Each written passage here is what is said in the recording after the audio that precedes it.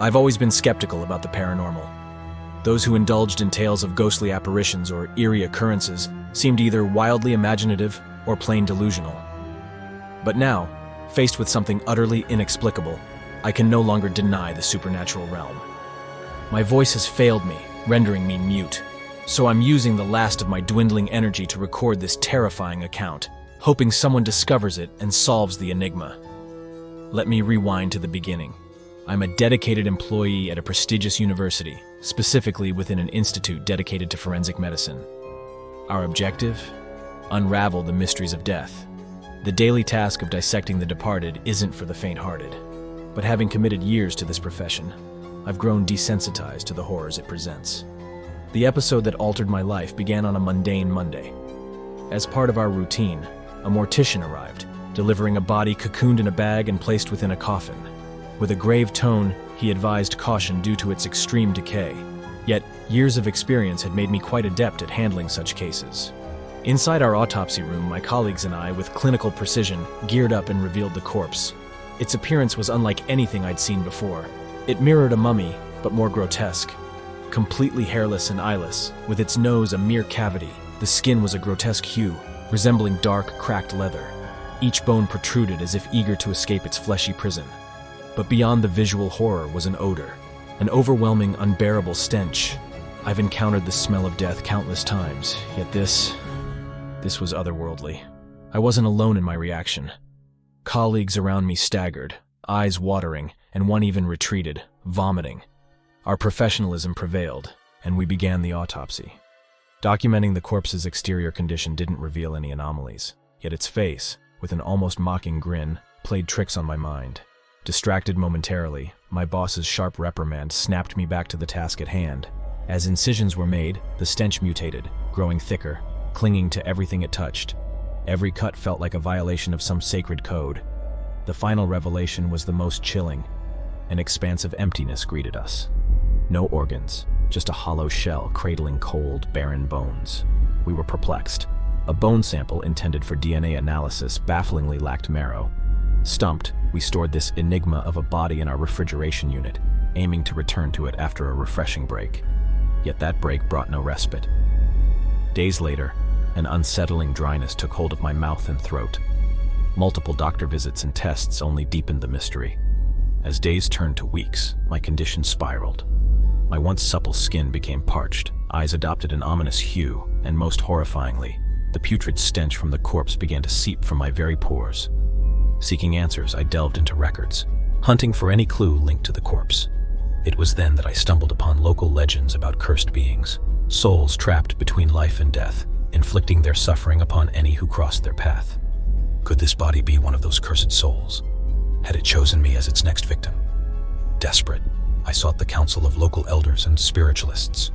One, an old woman with wise eyes, shared tales of similar occurrences from yesteryears. "You've been touched by the shadow of the in-between," she whispered. "The spirit seeks closure." She urged me to return to the corpse, to face this entity and seek an understanding. As terrifying as it seemed, I felt drawn to this idea. Perhaps confronting this entity was my only way out. That night, in the stillness of our autopsy room, I stood before the body, its mocking grin seemingly wider. I felt an icy coldness envelop me. Hesitantly, I addressed it, pleading to understand its intent and seeking a release from its curse.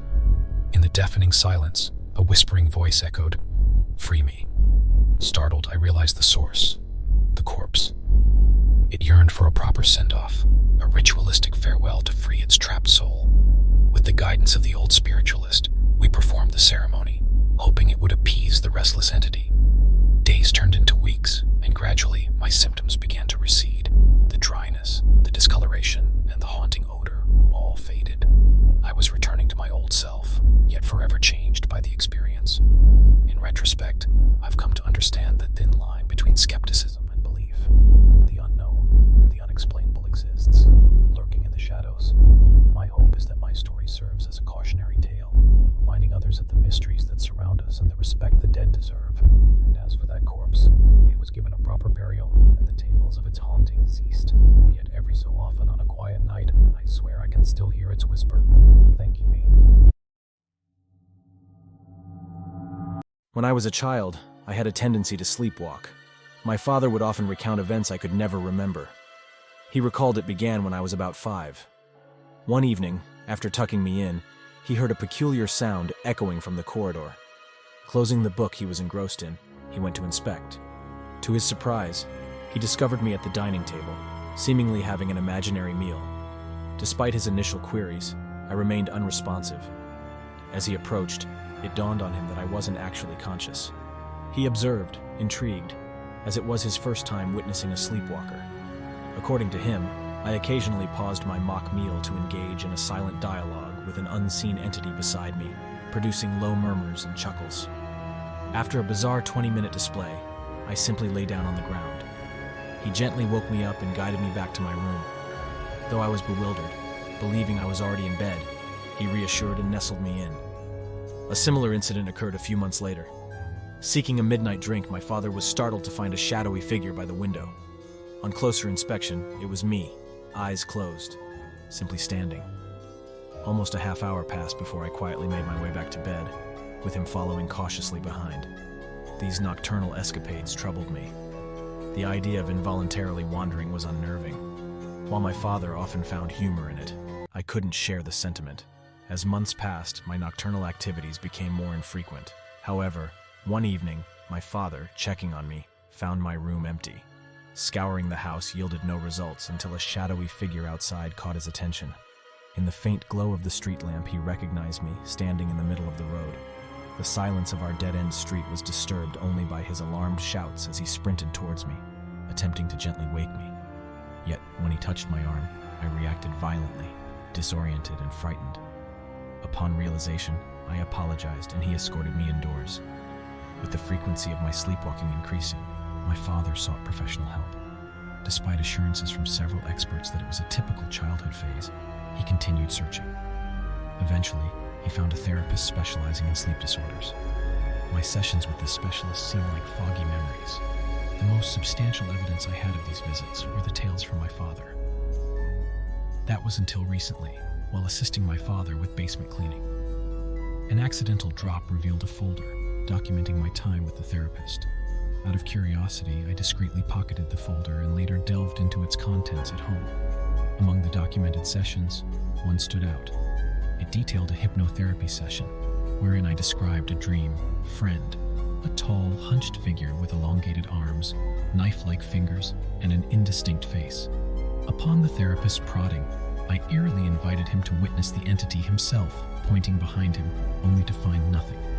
From that point on, my sleepwalking ceased. Those years now seemed distant and surreal, but after reading the notes, a fleeting image by my window, resembling the dreamt entity, sent chills down my spine.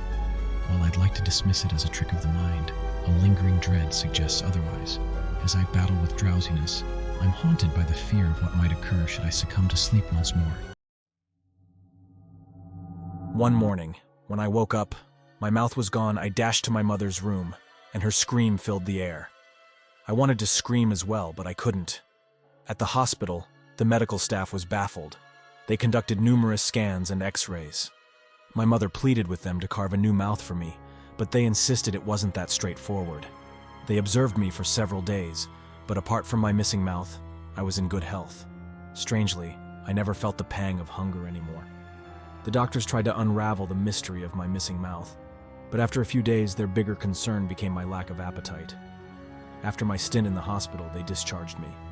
Mom mentioned it was due to insurance no longer covering the costs. I was bewildered, yet felt the need to carry on. My mom seemed to adjust as well. While driving home, she quipped about having one less mouth to feed. I wished I could have chuckled. Returning to school was challenging. My friends became distant, prompting me to wear a mask to hide my altered face. Even so, I could hear the whispers about me.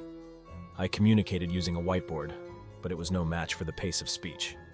Concentrating on my studies was difficult, and I naturally had to withdraw from my public speaking course. I began to eat my lunches in solitude, retreating to the library. Being with others during mealtimes was just too uncomfortable. Conversations, when they did occur, always seemed to gravitate around my missing feature. Home wasn't much different. Mom and I once shared dinner every evening, but now I simply watched TV as she dined. Occasionally, she'd mistakenly prepare a meal for me, only to regretfully store it in the refrigerator. I used to criticize her cooking, but I yearned for even a single bite. I tried to stay close to her, but over time, I opted to be outdoors more. It felt easier for everyone when I wasn't around, reminding them of the oddity. My refuge became the vastness of the woods. I'd pen a note claiming I was at a friend's, then trek deep into the forest, sometimes spending the entire night. Curiously, I never felt weary, perhaps a byproduct of my condition. Yet sleep wasn't entirely elusive. Amid the tranquility of the woods, I found joy. Here, my silence wasn't out of place. I'd encounter animals, communicating through subtle movements and the crunch of leaves. Despite the darkness, I soon stopped needing a flashlight. One weekend, I ventured to a neighboring town. Bypassing trails and roads, I walked all night and emerged with the dawn. Recollections of prior visits with my mom to a quaint coffee shop here came to mind. However, upon reaching its door, I hesitated, realizing my altered state rendered such memories inaccessible. I glanced through the window, then turned away. I chose not to return home, gravitating back to the woods. As time passed, my physique adapted further. My legs elongated, facilitating traversal over obstacles, and my nocturnal capabilities improved. I've not gazed at my reflection in a while, but the hasty retreat of a hiker I once encountered says enough. The city lights shimmer in the distance. I've powered my phone on one last time to share this account. Being remembered as a missing person on a milk carton feels fitting. This solitary realm, where the forests brush against the outskirts of towns, is where I belong. The outside world feels alien now. But here, in the gentle embrace of nature, I found a place that feels right.